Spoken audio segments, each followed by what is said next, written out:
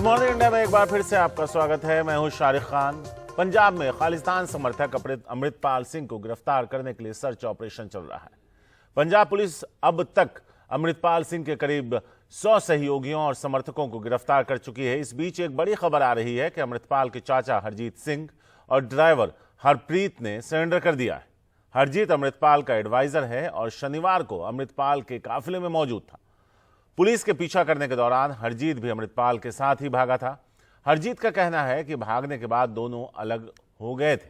इससे पहले परसों यानी शनिवार को पंजाब पुलिस ने कई घंटों तक अमृतपाल सिंह का पीछा किया। इस दौरान अमृतपाल सिंह के साथ मौजूद 7 सहयोगी तो पकड़ लिए गए, लेकिन अमृतपाल सिंह जालंधर के महतपुर से भाग निकला।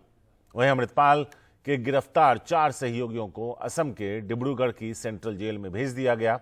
इन चारों पर एनएसए लगाया गया है। इनके नाम हैं सरबजीत सिंह कलसी, भगवंत सिंह, गुरमीत सिंह गिल और बसंत सिंह। सौरभ शुक्ला से हमने बात की थी थोड़ी देर पहले, आइए वो आपको दिखाते हैं। लगभग देर रात एक ऑपरेशन किया पंजाब पुलिस ने। हरजीत सिंह जो चाचा है अमृतपाल का, और कह लें कि अमृतपाल के बाद वो नंबर 2 था इनके पूरे गैंग का, वो अमृतपाल के काफ़ी करीब था। और वो भी जिस दिन जब शनिवार को ये पूरा ऑपरेशन किया तो अमृतपाल के गांव जल्लूपुर खेड़ा जो अमृतसर ग्रामीण में है, वो उनके साथी था। जो ट्रैवल किट था अमृतपाल का, उस ट्रैवल किट में इसका चाचा भी था। ये मर्सिडीज गाड़ी में था और ये लोग मोगा की तरफ जा रहे थे। लेकिन जब उनको पता चला कि हरीकी के पास पंजाब पुलिस की भारी तैनाती है और उनको अरेस्ट किया जा सकता है, तो ये लोग भागने लग गए। पंजाब पुलिस ने भी इनका पीछा किया और मोगा के आगे जब ये लोग नकोदर के पास पहुंचे तो हरजीत सिंह अलग हो गया और अमृतपाल अलग भाग गया। हरजीत सिंह 2 दिन लगभग वहीं छुपा हुआ था महतपुर इलाके में, जहां की तस्वीरें हम दिखा रहे थे, सीसीटीवी फुटेज दिखा रहे थे, जहां से इसके 7 सहयोगियों को गिरफ्तार किया था अमृतपाल के। ये भी वहीं कहीं छुपा हुआ था। और कल देर शाम जब पंजाब पुलिस ने दूसरे चैनल से लगातार दबाव बनाया तो इसने डीआईजी पंजाब पुलिस को फोन करके बताया कि वो सरेंडर करना चाहता है। देर रात डीआईजी पंजाब पुलिस स्वपन शर्मा मौके पर पहुंचे और हरजीत सिंह और उसके ड्राइवर अमृतपाल के ड्राइवर हरप्रीत सिंह ने सरेंडर किया है और दोनों से पूछताछ की जा रही है। देखिए, अभी तक इस पूरे मामले में जो 4 एसोसिएट हैं जो नज़दीकी हैं, उनको असम भेजा गया, डिब्रूगढ़, उन पर एनएसए लगाया गया है। तो बहुत इसके चांसेस हैं कि जब अमृतपाल को जब पकड़ लिया जाए, उसके चाचा पर भी एनएसए लगाया जा सकता है। देखिए, एनएसए लगाने से कि कई चीज़ें होती हैं। एनएसए लगाने के बाद जो पुलिस है वो अपराधी को किसी भी राज्य में ले जा सकती है और कोर्ट में भी तुरंत पेश नहीं करना होता है। तो तमाम तरीके की जो पुलिस को पावर्स हैं एनएसए के अंडर, यही वजह है कि जो 4 नज़दीकी अमृतपाल के थे, जिनके कुछ कनेक्शंस आईएसआई से मिल रहे हैं, उनको तुरंत असम के डिब्रूगढ़ जेल ले जाया गया, एयरफोर्स के एक प्लेन से ले जाया गया। और संकेत यही है कि जब अमृतपाल को पकड़ा जाएगा तो उसके खिलाफ भी एनएसए लगाया जा सकता है, लेकिन अभी तक आधिकारिक पुष्टि नहीं है। पंजाब पुलिस का कहना है कि अमृतपाल के काफ़ी नज़दीक हैं वो लोग। अमृतपाल भागा हुआ है। जो तमाम अब चल रही हैं चर्चाएं कि नहीं पकड़ लिया गया है, पंजाब पुलिस बता नहीं रही है, इसमें कोई तथ्य नहीं है। पंजाब पुलिस का कहना है कि जो हैबस कॉर्पस प्ली भी लगाई गई है उसमें भी वो अपना रिप्लाई फाइल कर देंगे। हैबस कॉर्पस प्ली कल एक फाइल की है पंजाब हरियाणा हाई कोर्ट में। हैबस कॉर्पस का मतलब यही इलीगल डिटेंशन होता है। उस प्ली में यही याचिका में यही कहा गया कि अमृतपाल को गिरफ्तार कर लिया गया, लेकिन पंजाब पुलिस बता नहीं रही है। अमृतपाल को कोर्ट के सामने पेश किया जाए। मंगलवार को इस पूरे मामले की सुनवाई होगी। कोर्ट ने नोटिस भी दिया है पंजाब पुलिस को, पंजाब पुलिस में जवाब देगी।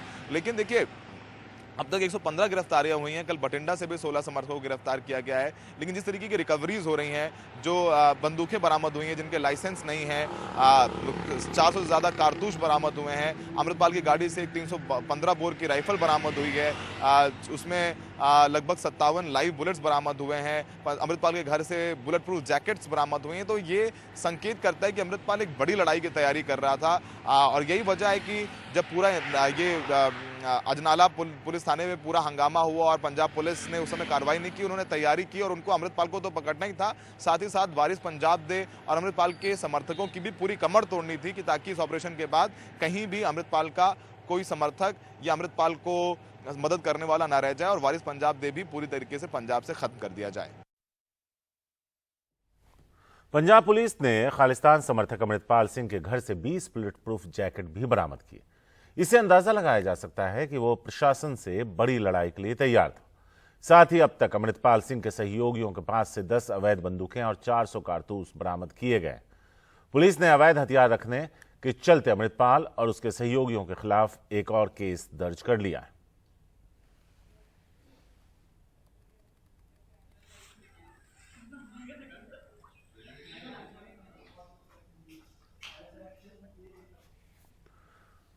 पंजाब में अमृतपाल के खिलाफ चल रहे अभियान को लेकर उसके समर्थकों ने लंदन में भारतीय उच्चायोग के दफ्तर में जमकर बवाल काटा। खालिस्तान के समर्थन में नारे लगाते हुए कुछ लोग भारतीय उच्चायोग के दफ्तर में घुस गए और वहां लगे भारतीय तिरंगे का अपमान किया। इस मामले को लेकर भारत सरकार ने सख्त प्रतिक्रिया दी है। विदेश मंत्रालय के प्रवक्ता अरिंदम बागची ने कहा कि भारत के उच्चायोग के लोगों के खिलाफ और उच्चायोग परिसर में आज हुए इस शर्मनाक कृत्यों की निंदा करता हूं। यह पूरी तरह से अस्वीकार्य है। उन्होंने यह भी कहा कि ब्रिटेन के सबसे वरिष्ठ राजनयिक को दिल्ली में तलब किया गया है। भारत की कड़ी प्रतिक्रिया, ब्रिटेन के राजनयिक को तलब। यह है पूरी खबर। वहीं ब्रिटिश सिक्योरिटी वहां पर क्यों नहीं थी, भारत ने सवाल किया। वियना कन्वेंशन के मुताबिक सुरक्षा यूके की जिम्मेदारी है। इस तरह की लापरवाही बिल्कुल मान्य नहीं है, भारत ने चिताया। उम्मीद है यूके जल्द पहचान कर कार्रवाई भी करेगा। ब्रिटेन ऐसे इंतजाम करे कि फिर ऐसी घटना ना हो।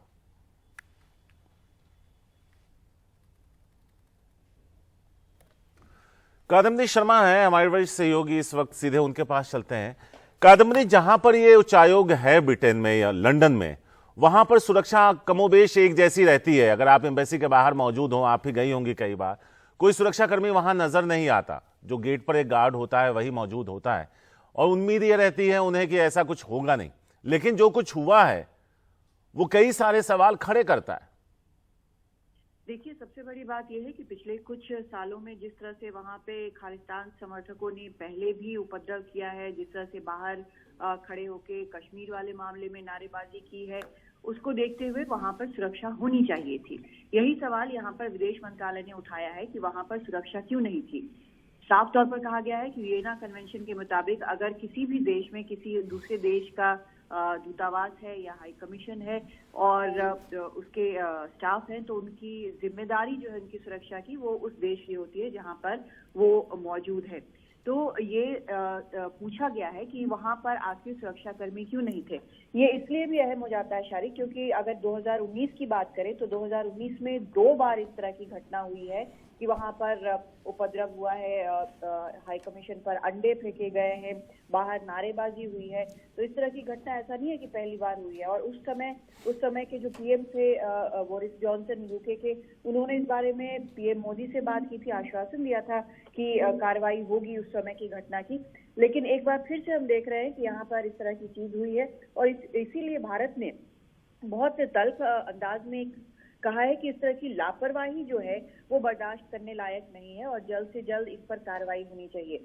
इस बीच वहां से ये खबरें आ रही हैं यूके से कि जब ये घटना हुई उस वक्त फर्स्ट फ्लोर बालकनी जो है हाई कमीशन का, वहां के शीशे तोड़ दिए गए। जो तिरंगे की बात आपने की है, अपमान किया गया।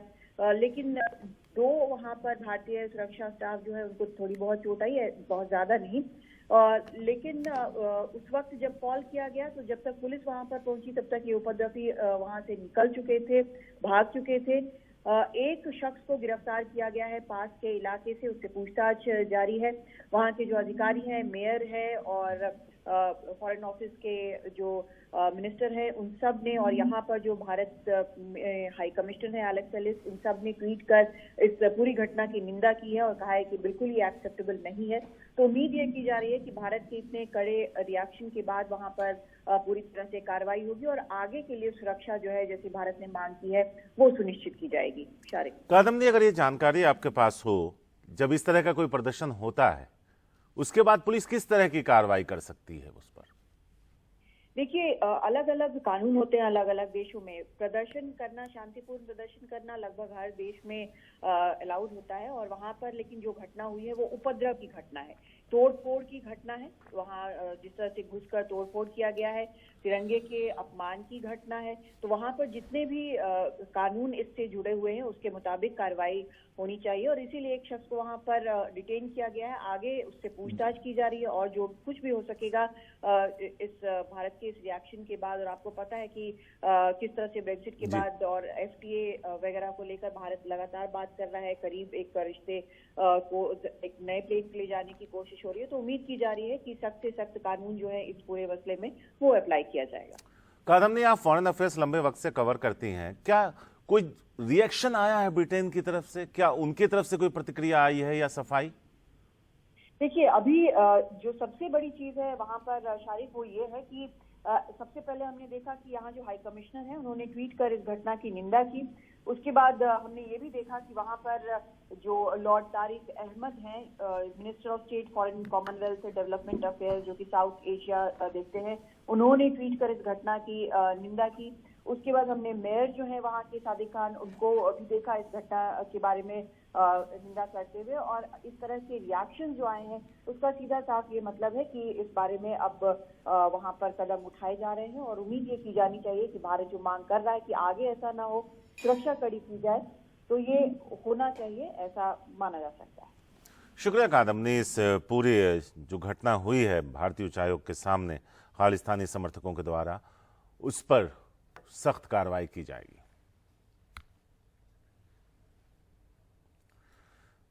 तो अमृतपाल सिंह के केस से जुड़ी एक और खबर बताते हैं। पंजाब हरियाणा हाईकोर्ट में अमृतपाल सिंह के समर्थक ने हैबियस कॉर्पस याचिका दायर कर दी है। इस याचिका में कहा गया है कि पंजाब पुलिस ने अमृतपाल सिंह को गैर कानूनी तरीके से गिरफ्तार कर लिया है, लेकिन गिरफ्तारी को सार्वजनिक नहीं किया जा रहा।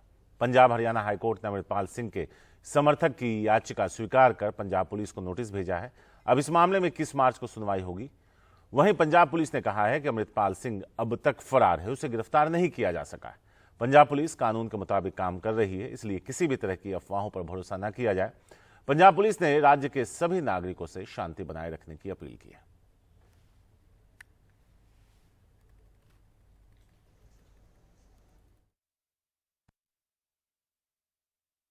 पंजाब पुलिस जो भी अपना काम करती है हमेशा कानून के दायरे च रह के करती है।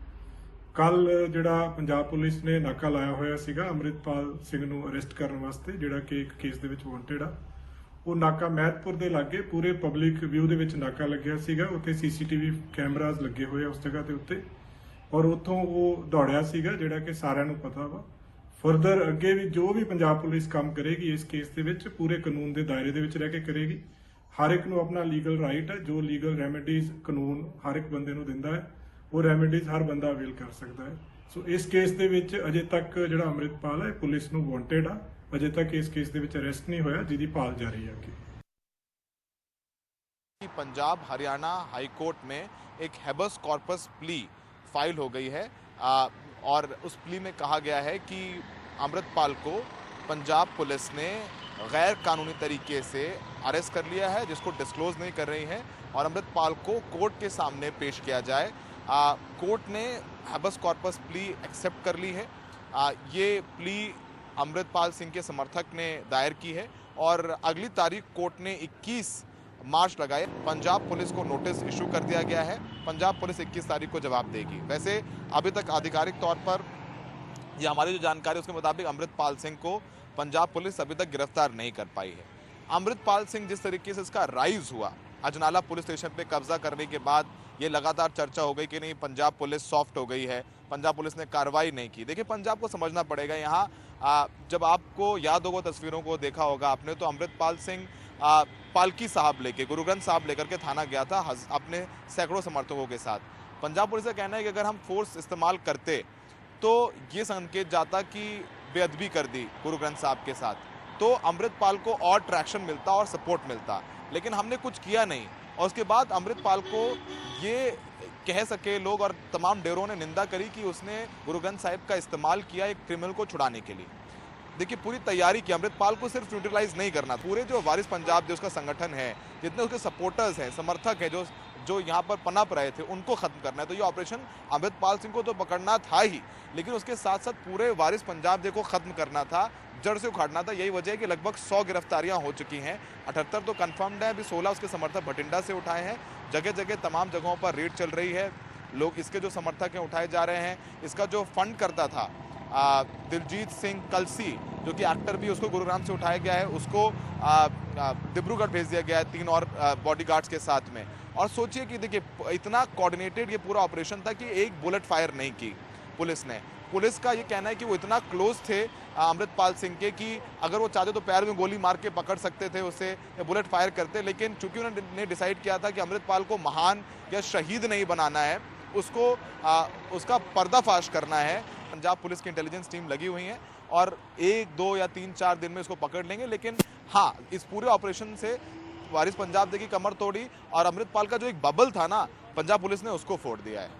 दिल्ली आबकारी घोटाले में बीआरएस नेता के कविता से आज दूसरे दौर की पूछताछ होगी। ईडी ने आज फिर उन्हें पूछताछ के लिए समन भेजा था। इसके पहले खुद के महिला होने का हवाला देते हुए के कविता सुप्रीम कोर्ट पहुंची थी, जहां उन्होंने कहा था कि उनसे ईडी दफ्तर में नहीं बल्कि घर पर पूछताछ होनी चाहिए। इस मामले में ईडी ने भी कैविएट याचिका दायर की है, जिस पर कोर्ट 24 मार्च को सुनवाई करेगा। अब ये देखना है ईडी के समन को लेकर कविता से आज पूछताछ की होती है, क्या वो ईडी दफ्तर पहुंचती भी हैं या नहीं।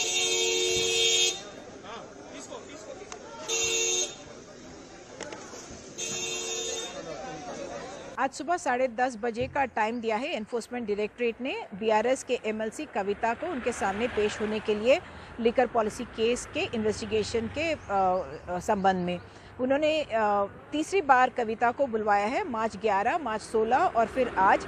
और पहली बार वो कविता अपीयर हुई थी उनके सामने और उसके बाद मार्च 16 को उन्होंने एक 6 पेज का लेटर भिजवाया था, ये कहते हुए कि उन्होंने ऑलरेडी सुप्रीम कोर्ट में एक अपील दाखिल किया है, जिसमें उन्होंने कहा है कि उनके समन्स इलीगल है और अगर उनसे पूछताछ करना चाहती है एजेंसी तो उनके घर आके करें, क्योंकि वो महिला है और उनको ये कानूनी तौर से ये अधिकार है कि उनको बुलवाया ना जाए और उनके घर पर आकर उनसे पूछताछ की जाए या फिर वीडियो कॉन्फ्रेंस कॉल के ज़रिए उनसे बातचीत की जाए। दूसरी बात जो उन्होंने रखी वो ये कि उनका जो सेलफोन था उसको सीज कर लिया गया है, जो उनको लगता है कि इलीगल है, क्योंकि सेलफोन को लेके आने की मांग समन्स के द्वारा नहीं दी गई थी। तीसरी बात उन्होंने कहा कि जब वो 11 को उनके सामने पेश हुई थी तब भी उन्होंने कहा था कि वो फिजिकली नहीं आना चाहेंगे, लेकिन उनसे कहा गया था कि उनको डायरेक्टली एक तरह से कन्फ्रंटेशन, डॉक्यूमेंट्स और फिजिकल कन्फ्रंटेशन करवाना चाहते हैं, जो ईडी के पास जो कस्टडी में हैं उनके बयान को लेकर आमने सामने पूछताछ करना चाहते हैं और इसीलिए वो वहाँ पर गई थी, लेकिन उस बार भी ऐसी पूछताछ नहीं हुई है। ईडी ने अपनी तरफ से एक कैविएट दाखिल किया है सुप्रीम कोर्ट में, जिसमें उन्होंने कहा है कि जब तक उनकी आर्ग्यूमेंट भी सुप्रीम कोर्ट नहीं सुन लेती तब तक कोई निर्णय नहीं लिया जाना चाहिए इस केस में। दूसरी बात उन्होंने ये भी कहा है कि उनके पास जो लोग हैं, जैसे अरुण रामचंद्र पिल्लाई, जिसको भी इस साउथ ग्रुप का भी एक हिस्सा माना जाता है, और आरोप ये है कि उन्होंने वो कविता के बेनामी थे और उनके नाम पर ही कविता का जो शेयर था वो इंडोस्पिरिट्स नामक कंपनी में था, और कहा यह जा रहा है कि जो 32% उनका इंडोस्पिरिट्स कंपनी में है, जिसको L1 लाइसेंस दी गई थी, वो पैसा दरअसल कविता का है। दूसरा आरोप ऑफकोर्स साउथ ग्रुप पर यह भी लगाया गया है, उन्होंने 100 करोड़ रुपए का एक ब्राइब देने की बात की या ब्राइब दी आम आदमी पार्टी को, और आरोप यह है कि उसमें से 70 लाख रुपए गोवा के इलेक्शन में भी बांटे गए थे, वहाँ पे खर्च के लिए बांटे गए थे।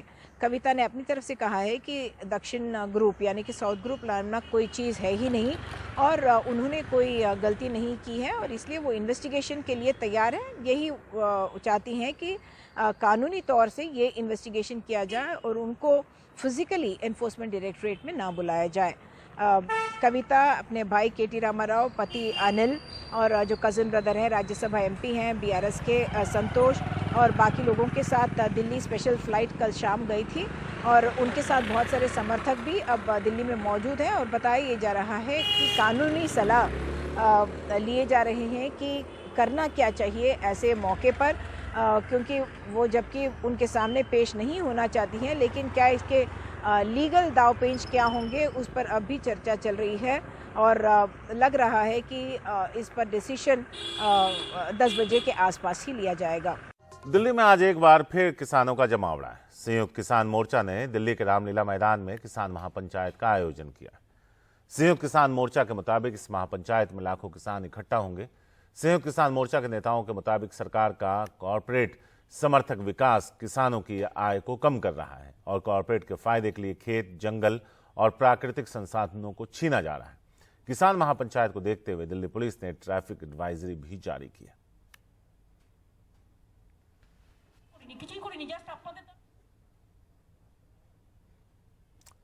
यहां आपको बता दें कि इससे पहले जंतर मंतर पर भी किसान जमा हुए थे और 5 किसान संगठन थे जिन्होंने वहां पर धरना दिया था अपनी मांगों को लेकर। उनका कहना था कि सभी फसलों के लिए एमएसपी का कानून लेकर आए सरकार। दूसरा, सरकार ने जब वो आंदोलन किसान कृषि कानूनों को लेकर आंदोलन चला रहे थे, जब ये आंदोलन खत्म हुआ था तो सरकार ने कई तरह के वादे किए थे। उनका कहना है कि सरकार उन वादों पर खरी नहीं उतरी, वादा खिलाफी कर रही है, इसलिए फिर से उन्हें एक बार सड़कों पर आकर अपनी मांग दोहरानी पड़ रही है।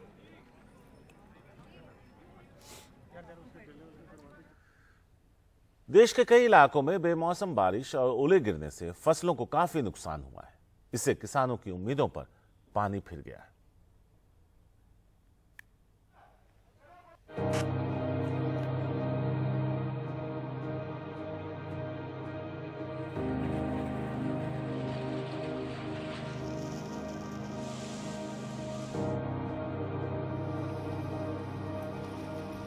उत्तर प्रदेश के हरदोई में खेतों में दूर तक खड़ी किसानों की फसल बेमौसम बरसात की भेंट चढ़ गई। 2 दिन की बरसात में गेहूं और सरसों की खड़ी फसल चौपट हो गई है। उधर आलू किसान जो इन दिनों खेतों से आलू निकालकर बोरों में भरने में व्यस्त थे, उन्हें अचानक बारिश ने हैरान और परेशान कर दिया।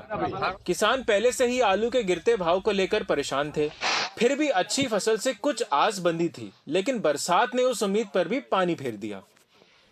खेतों में खड़ी फसल ही बर्बाद नहीं हुई, बल्कि खलिहान में रखी फसल को भी अचानक बारिश से नुकसान हुआ है।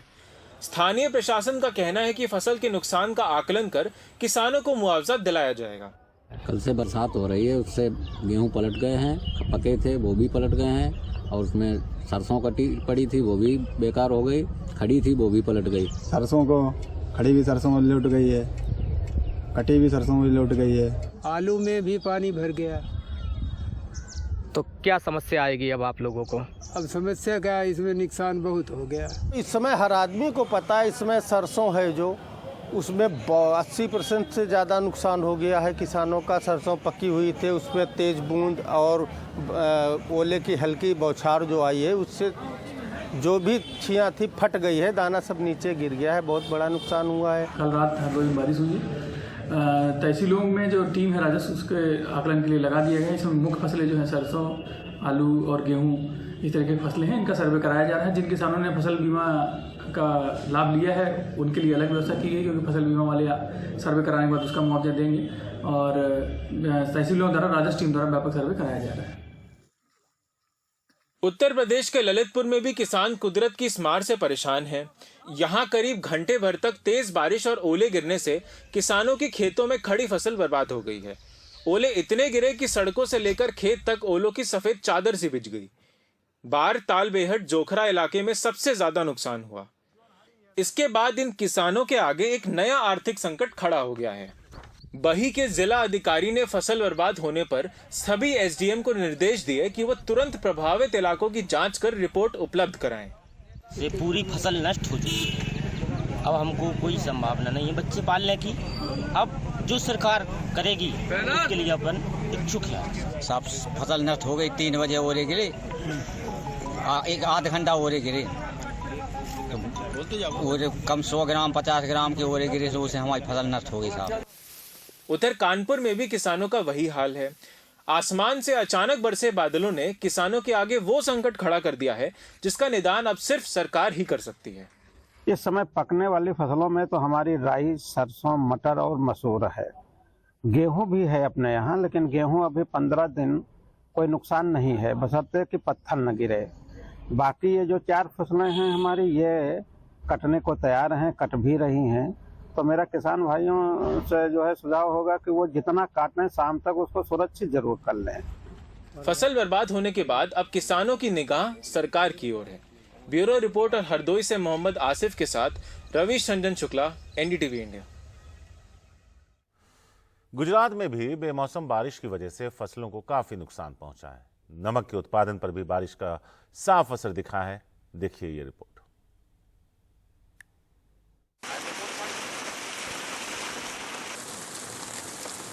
गुजरात के अरवल्ली जिले की मालपुर तहसील बेमौसम बारिश और ओले पड़ने से किसानों की खेतों में उगी सब्जियां बर्बाद हो गई हैं। मालपुर के रसापुर गांव में एक किसान की 3 बीघे जमीन पर लगी पत्ता गोभी की फसल बेकार हो गई। 1 बीघा जमीन पर गोभी उगाने में 1 लाख रुपए खर्च होते हैं। अब गोभी की फसल लगभग पककर तैयार थी, लेकिन इससे पहले कि किसान उसे निकालते, आसमान फसल पर आफत बनकर टूट पड़ा। मायूस किसानों को अब सरकार से मुआवजे के अलावा कोई उम्मीद नहीं। गई काले कमोसी वरसाद थवाना कारणे मेरा 3 बीघा जमीन में पत्ता गोभी की सब्जियां तैयार हुई। फसलों में ओलावृष्टि के साथ बारिश होने से पत्ता गोभी फट गई। मेरी सारी फसलों के नष्ट होने के बाद सरकार से गुजारिश है कि कोई राहत मुआवजा दे ताकि मेरा खर्च निकल सके। आ पाकनु कोई वळतर सरकार आपे, राहत आपे एवी आशा राखू छूं। गईकाल पड़ेला अतिशय और अति भारी वरसाद। कल हुई भारी बारिश में मेरे गांव और आसपास तरबूज, सब्जियों और चने की खेती को काफी नुकसान पहुंचा है। गुजरात के मुख्यमंत्री और अरवल्ली के कलेक्टर से निवेदन है कि सर्वे करवाया जाए और नुकसान का मुआवजा दिया जाए। गुजरात के कई इलाकों में बेमौसम बारिश किसानों की उम्मीदों पर कहर बनकर टूटी है। मालपुर तहसील के सुराना पहाड़िया गांव में इतने ओले पड़े कि चारों ओर सफेद चादर सी बिछ गई। किसानों की गेहूं और मक्का की फसल को भी भारी नुकसान पहुंचा है। हाल અમે જે અરવલ્લી જિલ્લાના સુરાના પાડિયા ગામના પટેલ મુકેશભાઈ હીરાભાઈ ગામજનો 3 पंचायतों की 1500 से ज्यादा बीघा जमीन बारिश से प्रभावित हुई है। किसानों का काफी नुकसान हुआ है। ओले भी पड़े हैं। खेत पानी से भरे हुए हैं। पूरी खेती खराब हो गई है। हमें इसी हिसाब से मुआवजा मिले। पानी भी है, बर्फ भी है हाल जमीन ऊपर। कच्छ के रण में भी बेमौसम बरसात का असर दिखा है। यहाँ नमक के उत्पादन पर भी बारिश का असर साफ दिखा। ब्यूरो रिपोर्ट के साथ अरवल्ली से महेंद्र प्रसाद, एनडीटीवी इंडिया।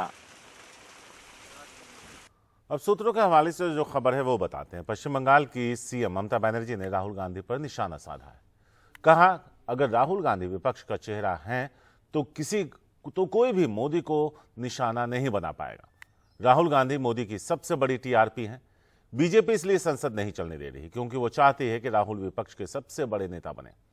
मुर्शिदाबाद में टीएमसी कार्यकर्ताओं को वर्चुअली संबोधित करते हुए उन्होंने ये बातें कही। मैंने सीए का विरोध किया और असम सरकार ने उसके खिलाफ एफआईआर दायर की, जिससे बीजेपी को 2024 में फायदा होगा। बीजेपी ही राहुल गांधी को हीरो बनाना चाहती है। कांग्रेस ही बीजेपी के सामने झुकती आई है। कांग्रेस, सीपीएम और बीजेपी अल्पसंख्यकों को टीएमसी के खिलाफ भड़का रहे हैं।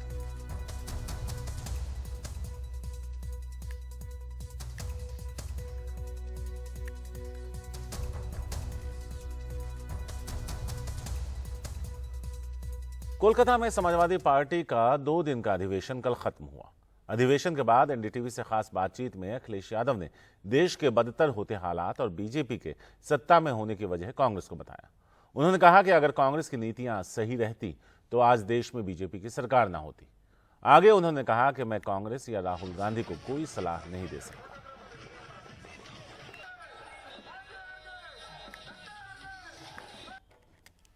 They should have talked to them. They should have taken a, the decision that how can it will be sorted out. Of course, I am not.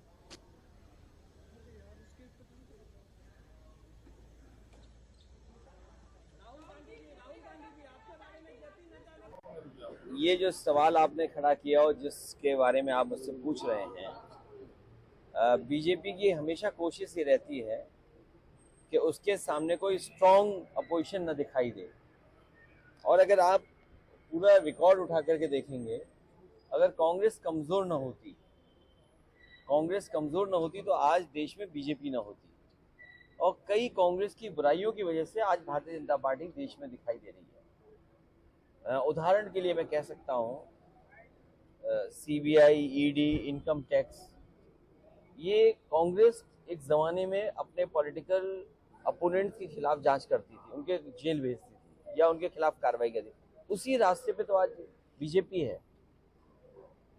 देश हमारा गरीब किसान का है। जो किसान को सुविधा कांग्रेस ने नहीं दी, जिसके कारण हमारा किसान बर्बाद हो गया, उसी रास्ते पे तो बीजेपी है आज। तो क्या फ़र्क है बीजेपी और कांग्रेस में? तो आदरणीय अगर ममता जी ने ये कहा है तो मैं समझता हूँ ठीक ही कहा है, उन्होंने कुछ सोच समझ के ही कहा होगा। कांग्रेस के साथ भी आपने काम किया है, क्या आपको लगता है कि कांग्रेस ऑपोजिशन के लिए एक वीकनेस बन गया है? नहीं, देखिए, क्योंकि कई बार समय होता है ऐसा। इस समय कई प्रदेशों में, कई जगह पर कांग्रेस की गलत नीतियों के कारण ही बीजेपी दिखाई दे रही है। और कई बड़े संकट देश के सामने अगर हम पीछे मुड़ करके देखें तो वो कांग्रेस की वजह से हैं। अगर उस समय कांग्रेस का रास्ता ठीक होता और कांग्रेस के फैसले ठीक होते तो शायद आज भारतीय जनता पार्टी देश में न दिखाई देती। गुजरात जैसे प्रदेश है जहां से बीजेपी सबसे मजबूत दिखाई देती है, वहां समाजवादी पार्टी नहीं है, और दल नहीं है, रीजनल फोर्सेस नहीं है। आखिर क्या कारण है कि कांग्रेस भारतीय जनता पार्टी का मुकाबला नहीं कर पा रहे? कांग्रेस को बहुत कोशिश करनी पड़ेगी। देश में अगर बीजेपी हटाना चाहते हैं तो रीजनल फोर्सेस तो हैं जो लड़ रहे हैं, कांग्रेस कहाँ लड़ रही है? तो राहुल गांधी को क्या सलाह देना चाहेंगे? मैं उनके साथ काम किया हूँ, मुझे कोई सलाह नहीं देनी है। वो इतनी बड़ी पार्टी है, उसमें इतने बड़े लोग हैं, मैं क्या सलाह दे सकता हूँ उस पार्टी को? लेकिन आज जो देश के हालात हैं, जो परिस्थितियां हैं, कांग्रेस ने अगर सही रास्ता अपनाया होता तो बीजेपी देश में नहीं होती। इस साल गर्मियों में शुरू होने वाली अमरनाथ यात्रा की तैयारियां शुरू हो चुकी हैं। कश्मीर जोन के एडीजीपी ने कहा कि पिछले साल की तरह इस साल भी अमरनाथ यात्रा को फुल प्रूफ सुरक्षा दी जाएगी। सुरक्षा में ड्रोन और माइन प्रूफ गाड़ियां भी इस्तेमाल की जाएंगी। कश्मीर जोन के एडीजीपी ने कहा कि उन्हें भरोसा है कि अमरनाथ यात्रा के वक्त तक आतंकियों की संख्या में कमी आ जाएगी। अभी घाटी में स्थानीय आतंकियों की तादाद घटकर 28 रह गई है, इसमें अभी और कमी आनी। फुल प्रूफ सिक्योरिटी प्रोवाइड कर रही है, अमरनाथ यात्रा करेंगे जैसे लास्ट ईयर किए थे। इस बार चूंकि और आने का है, लोग और ज़्यादा नंबर आएंगे तो उसी ढंग से सिक्योरिटी भी प्रोवाइड हम लोग करेंगे, फुल प्रूफ सिक्योरिटी प्रोवाइड करेंगे। टेक्नोलॉजी का कितना बहुत टेक्नोलॉजी का काफ़ी यूज करेंगे, खासकर ड्रोन की यूज करेंगे हम लोग। बहुत सारे माइन प्रूफ जो anti mine proof vehicle use करेंगे। एएस चेक काफ़ी करेंगे। जैसे हम लोग देखते हैं कि आईडी बहुत नंबर में आ गया, छोटा आईडी स्टिकी बम है, उसके कैसे हम लोग उसको काउंटर करें, उसका मेजर यूज करेंगे, हम लोग काफ़ी करेंगे। और मुझे उम्मीद है कि यात्रा आते आते तक टेररिस्ट का नंबर बहुत कम हो जाएगा। मुझे यह आप लोगों से शेयर करके बहुत खुशी मिल रही है कि पूरे जेएनके के इतिहास में सबसे अभी लोएस्ट नंबर ऑफ टेररिस्ट है, लोकल टेररिस्ट का 28 आ गया है, और हम लोग और नीचे लाएंगे इसको। रूस के राष्ट्रपति पुतिन अचानक यूक्रेन के मारियोपोल शहर पहुंच गए। तस्वीरों में पुतिन मारियोपोल में कार चलाते हुए नजर आए। इसके साथ ही उन्होंने स्थानीय लोगों से बातचीत भी की। यूक्रेन के साथ जंग के दौरान रूस ने इस शहर पर कब्जा कर लिया था। रूस की एक न्यूज एजेंसी के मुताबिक रूस के राष्ट्रपति एक हेलीकॉप्टर के जरिए मारियोपोल पहुंचे। कार में उनके साथ रूस के डिप्टी पीएम भी मौजूद थे, जो बता रहे थे कि कैसे मारियोपोल का पुनर्निर्माण किया जा रहा है।